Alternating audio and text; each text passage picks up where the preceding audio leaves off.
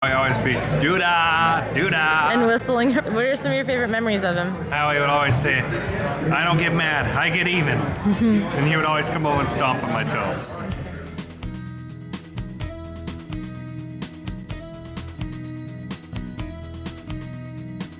It's all right, Mom. I'm not going to hurt you. It's okay. I'm not going to hurt you. I just want to get your babies. Get a picture of your babies. That's all I want to do. Hi, little ones. Lots of great things came out of Michigan. Muscle cars, the Lions, the Pistons, the Tigers, and the Red Wings. Music from Motown. Great people like Tim Allen, Casey Kasem, Ed McMahon, Thomas Edison, and even Bill Boeing. But the greatest thing to come out of Michigan, in my opinion, was Harry J. Everett Jr., brother-in-law to me and a friend to many. Harry is a very kind man. He was just really friendly. He was always doing something kind for somebody else. Just the friendliest person. Harry came out to Seattle for a vacation in the early 1960s, and he must have had such a good time because he stayed here for the next 57 years. That good time was shared by hundreds of people he worked with, played with, and enriched their lives with his generosity, humor, boundless energy, and zeal for life. I loved Harry. I loved his exuberance and his friendliness and his everything about Harry. I loved. He was just a lot of fun to be around. He was a lot of fun. Harry was the guy who would play games with the hyperactive neighborhood kids and keep going long after the most energetic of them had wound down. It wasn't just one house or on the street. We're talking, 2 blocks over. The thing that impressed me about Harry was his youthfulness. He was always kind of a kid. And that made it really easy as kids to get together. He'd come to the baseball games, and he never lacked for somebody rooting on at that when Harry's in the stands. He was the guy racing to the bowling alley in his '68 GTO. He was the first guy on the lake on opening day, and the first guy back to shore with his daily limit of trout. He and I were fishing buddies. Teaching me how to fish, untangling my line. The secret formula was he would take feed eggs and oatmeal, throw it out into the water. It was just beautiful. We both have fish on at the same time. Harry's saying, come on, reel it in. I got the net. Let's go. And he reels it in again. Nice 18-inch trout. 7-year-old kid just had reeled in. Hunting, fishing. I loved when he used to take us hunting. He had forgotten the bolt for the 30-06 and told people at Boeing about it. So 2 weeks later, they went ahead and got a big mechanic bolt and put a tag on it to help him remember his bolt for his rifle. He was a joker who took having fun seriously. And I had just got done painting the whole house. Couldn't get the last 2 little runs up there. He goes up there, and he crawls over on the peak like this, hanging over with the paint and reaching down. Well, I'm down below. There's a couple of cute girls coming down the street there, and they walk past our house, and he makes some comments. Well, they didn't know it come from there. They thought it was coming from me. Boy, did I get some looks. He's up there just laughing his head off. He was the Prince Charming to his wife, and Santa Claus, the Easter Bunny, and the Tooth Fairy to his kids. I love the fact that he was so proud of his family. He's a family person. He loved his family so much. He was the busy guy. 90 miles an hour, and I was like a 25-year-old, and I said, Harry, I gotta take a break. Not that I really need one, but I need to slow him down a little bit. But never too busy to stop and help whoever needed help. Well, one day I was talking to Harry about a friend I had who had been a teacher all her life, how she was going to be losing her house because she owed $5,000 and she didn't have the money to be able to come up with that.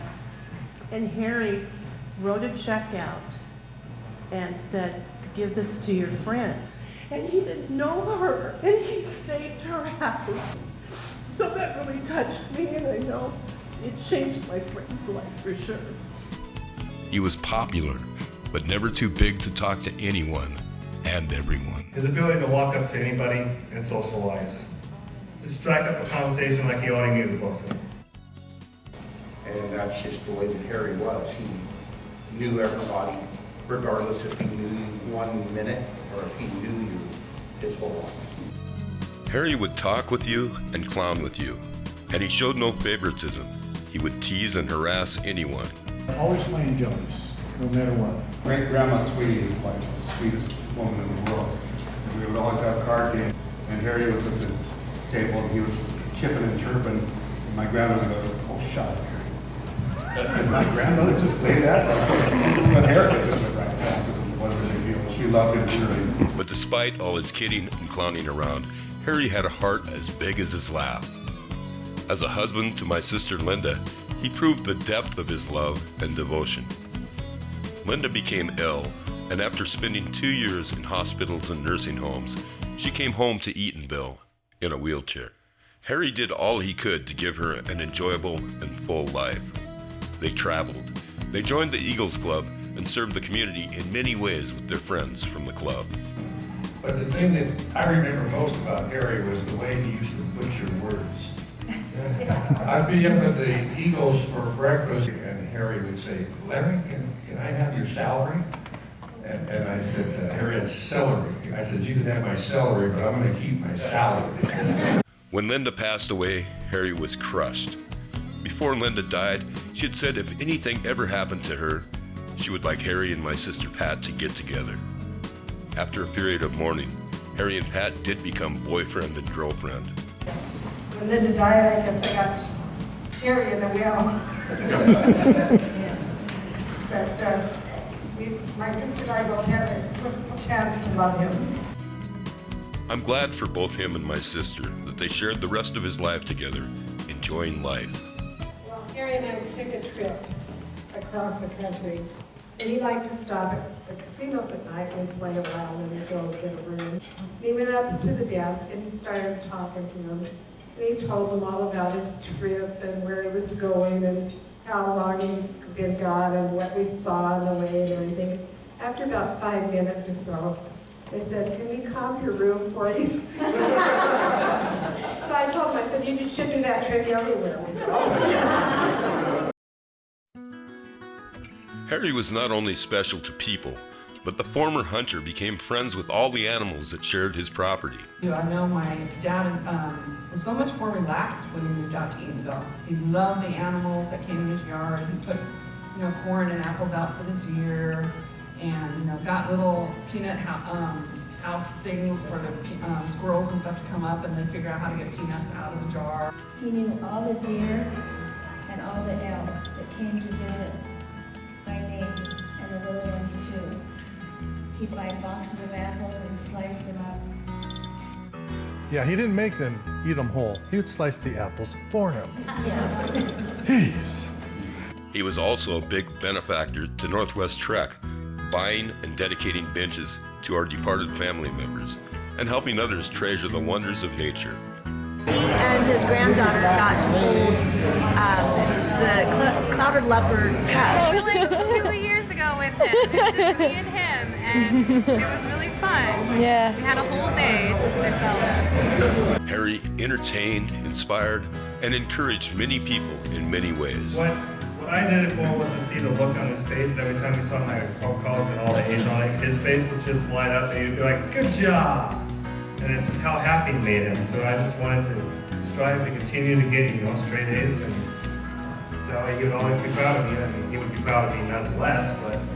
While our lives will never be the same without him, we wouldn't be the same without the joys he brought into our lives. He had the biggest Christmas decorations ever. I decorate Thanksgiving, Halloween, and Christmas, and I do it for the enjoyment of my neighborhood people and the neighborhood town and for the kids. Christmas time, I have anywhere, I'd say, between 30 and 60 inflatables and wooden objects and different Christmas things going on. And then Santa Claus comes and visits me 3 nights a week, and he comes out here and gives out candy canes and stuff. So it's a real nice time for the kids, and I enjoy Christmas. That's my best day of the year. The kids are what count to me, so I do what I can, and I hope everybody enjoys it. Harry was extraordinary, and while his life may not go down in history, he certainly was a part of the history of everyone he met. Harry, what are some of your favorite memories of Grandpa? Riding on that lawnmower, helping and feeding the animals, going fishing, going in our tracks. There there wasn't a whole lot I could say about Harry that I did admire and appreciate. The love he had for family and friends and just life in general was something really special that all of us try to attain but maybe kind of miss in some way. Harry's life was one that was very full. Some people don't really pack much into their life. You know, quite an example of what life will live. But I love the guy. I really did. I'm going to miss the guy. I love my father very much. He was a wonderful man. He pretty much would just talk to anybody, got along with everybody. He did a lot of good for the community. He did a lot of good for our family. He's irreplaceable, and I'm going to miss him very much. Goodbye, Harry. We all love you. Harry, I love you.